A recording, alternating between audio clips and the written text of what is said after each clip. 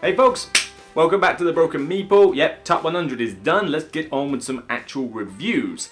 Today, this is a review that I've wanted to bring out for a while, but it was agreed that we would wait until about the end of August before publishing it, in line with retail release. This is a game I have been eyeing for a long time. Ever since I heard rumours about this game, I thought, oh yeah, I like these kinds of games. You know, I've got one in my top 100 based on a similar theme to this, and this year we're getting 2 of them released in this kind of style. So, you know, maybe now is the year of the Deduction game. And this is Detective, a modern crime board game. Not the first name I would pick for it, I'll admit, a modern crime board game. I mean, what does that even mean? But Detective is basically a new venture by Ignacy Trzewiczek from Portal, and it is straight up, you are detectives. You are effectively the equivalent of CSI agents. Imagine like CSI Miami, New York and all that lot. And you are given a case made of a deck of cards, and the idea is that you will go through these cards in story mode. So, you know, you'll read a card, it will give you a blurb, and then you will get to the bottom and it will give you some potential leads to follow up. You can look at different cards, or you can opt to spend tokens to flip the card and read even more text. And of course, there's also an introduction booklet that gives you a story arc as it goes through each particular case and gives you a starting point as well as some starting leads to follow. It is very much a kind of a typical CSI show, really. You're a team of detectives, each one with their own specific role, although you can allocate them how you wish and chop and share, but you're trying to solve this case. All cases in this box, of which there are 5, you can get a 6th one in the pre-order, but that's a different story, but there are 5 in this that go through a campaign arc, and the story feeds through all 5 cases, where certain things you'll find out in an earlier case might not be relevant for that case, but might feed into later cases as you go on. So you'll have cards that say, keep aside and put under case 3, and these cards will suddenly incur story moments or give you some help or even a hindrance when you get to later cases. They call them plot points. As you're reading through these cards, you'll need to take notes. You need to be on the ball and really paying attention to what's going on. There's a lot to read. You'll want to take notes, like in mind map style, it advises you to. And there's a nice cool sort of half gimmick, half useful aid. There is a website you log on to, Antares Database it's called.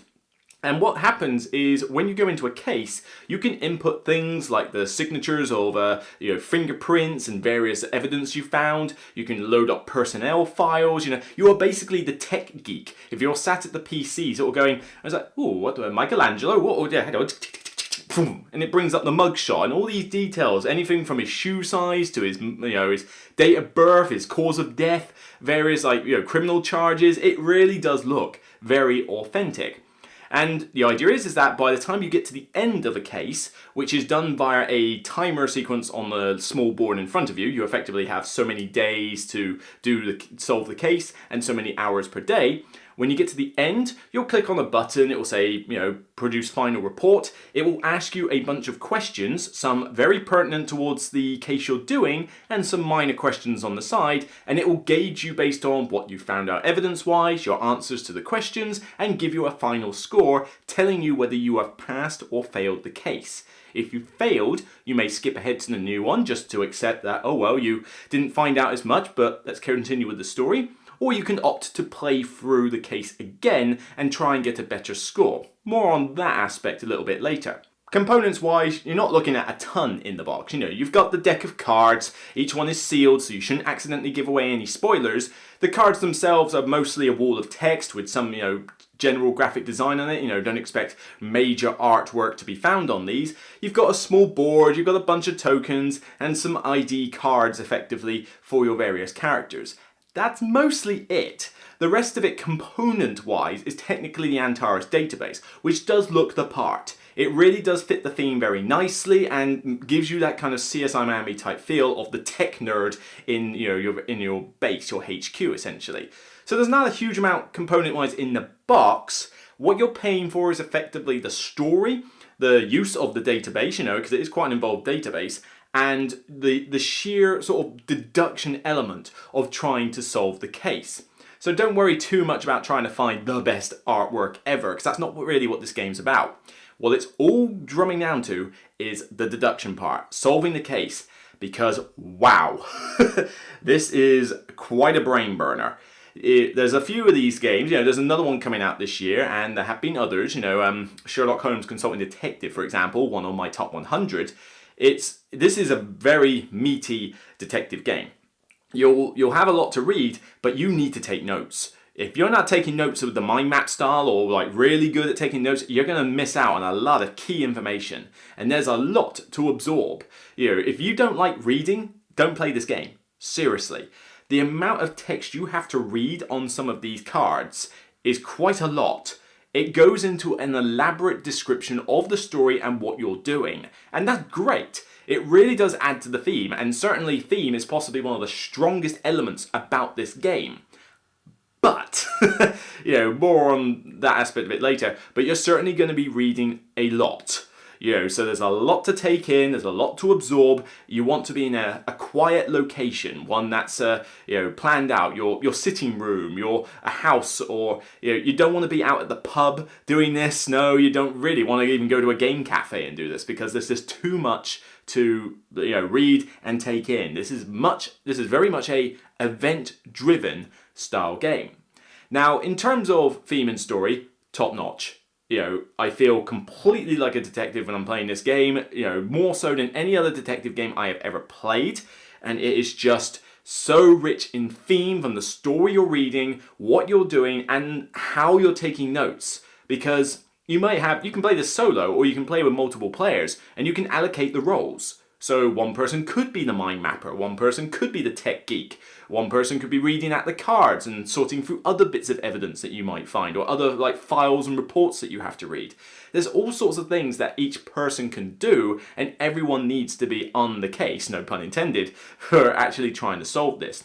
Now, as great as the story and the I don't want to give away the story, I'll just say it's a very good story, and it chops and changes as you go through the various cases. It all sort of like gels together. You've got overarching plot twists that happen later in the campaign, and as I said, you'll find plot twists in earlier cases that relate to the future one. So the story will never necessarily pan out the same way if you were to play it twice. Although, chances are you're not really going to play this more than maximum twice over, because by that point you'll have read most of the cards. You won't necessarily find out the same stuff, because there's a lot of cards in each case. You will not go through the whole deck of cards in each case when you play the game. You will have a good chunk of them still left over. And as a result, when you go through it a second time, yes, you know what you did before, but maybe you'll decide to do other options next time because you realise that you got a low score before, or you didn't find out certain key elements. So it's like, where did I go wrong last time? Maybe we should have gone to the library and done a bit more history research rather than go straight into, the courtroom and start, deriding witnesses or something. You can get some replay out of this, just not a great deal. However, you could just wait it out, because this is a game that is just asking for expansions. And you wouldn't even have to necessarily buy a box of cards. You could just happily wait for a scenario to be printed online in PDF form. You print out the scenario, fold some bits of paper to make the cards, and there you go. Job done. You have a brand new case. Now, as I said, this is an event-style game, so you need to bear in mind you're going to need a lot of time to allocate for a particular case. This isn't something that you want to, do for an hour, put aside, come back to, put aside, come back to, because you'll forget a lot of details, no matter how good your note-taking is. Each session is liable to take you somewhere in the region of about 3 hours, depending on how much time you spend doing the research, how much time you spend looking at the cards. It can take a while, but 3 hours is kind of an average. I've finished cases in less than 3 hours, I've finished cases in slightly more than that. So as I said, you need a good amount of quiet time. Put the kids to bed, find a childminder for them if you have to. Just don't be anywhere with distractions or noise everywhere, because it's not going to, work out for you. And, 3 hours, that's a long time for a game. I'm not usually a big fan of anything that is 3 hours plus, if it doesn't keep you engaged. This keeps you engaged from start to finish, with caveats. For me, I'm engaged from minute 1 to minute 300, whatever. I'm just completely engrossed in the story. I am engrossed in trying to figure out stuff. I'm trying to put things together like a proper detective. And it just feels wonderfully thematic and wonderfully, involving. I can get into it, I can immerse it, I can role play my character. You can read out the text in special voices.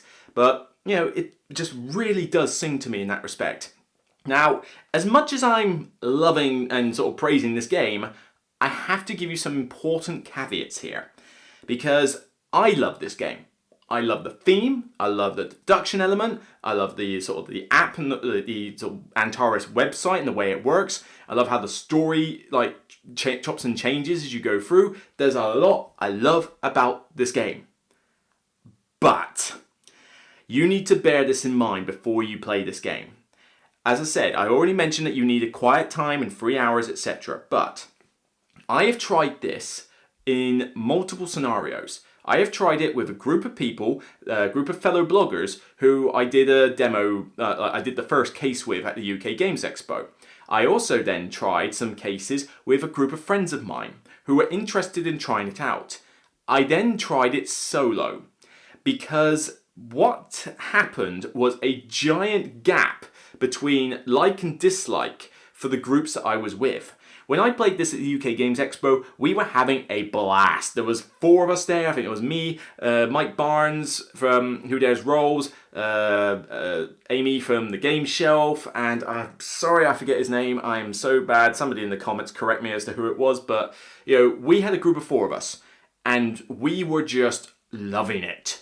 Each of us had our role. We were role playing our characters, and the person reading the cards he should have been doing audiobooks. Seriously. He was reading in funny voices, doing German accents and things like that. And it was just so much fun to listen to him read. So we had a blast and we didn't even notice 3 hours had flown by.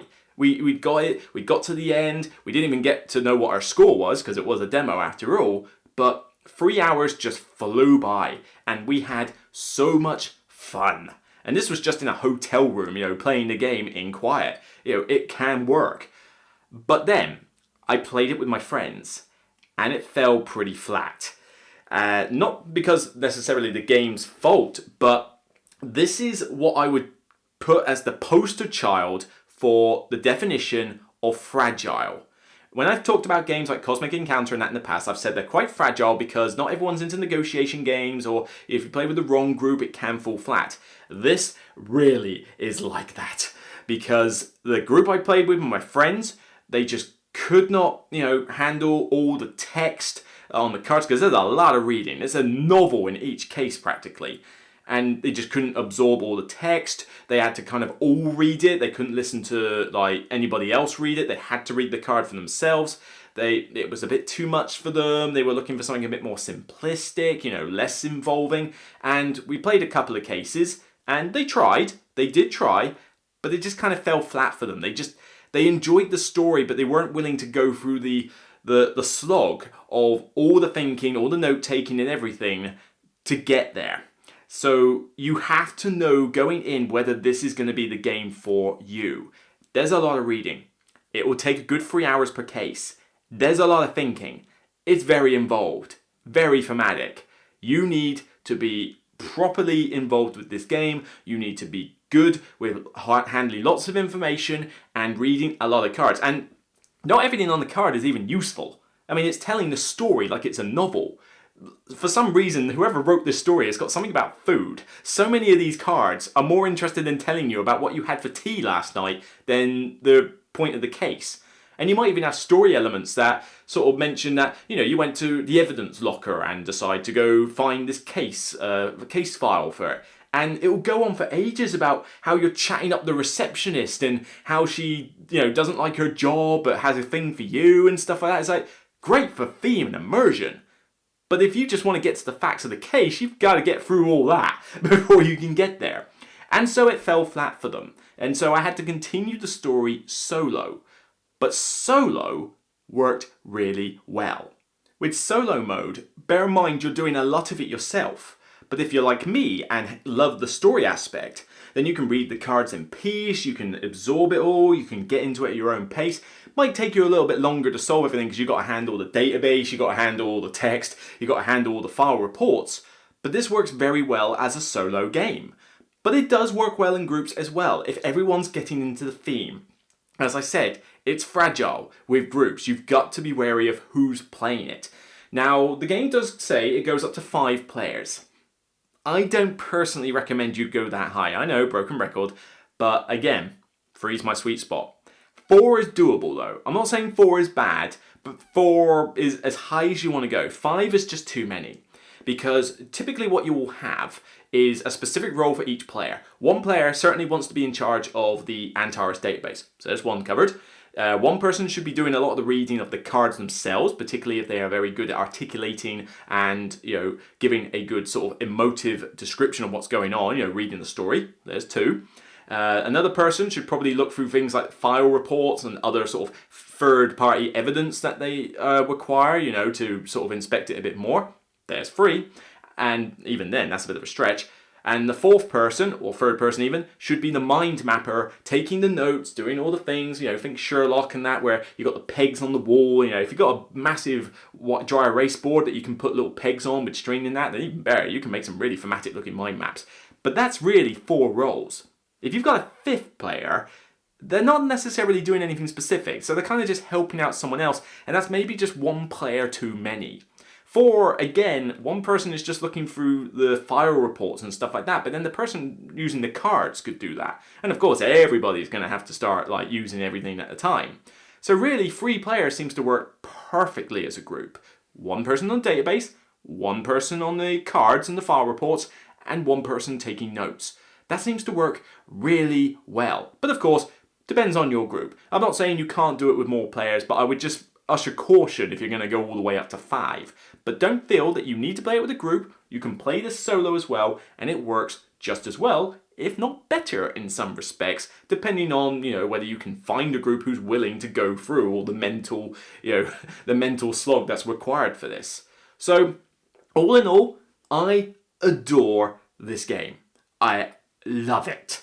I wish maybe it was a little bit easier to sort of get into, but overall, I just got a kick out of this so badly. And, friends of mine didn't get anywhere near that amount of love. They felt guilty that it's like they didn't necessarily like the game, but I was loving it. I feel guilty about it. Everybody likes different things. But I was loving this. I do wish it was a little shorter. 3 hours is quite a long time, but then, do you want 10 cases but only about an hour each, or do you want 5 cases that are 3 hours each?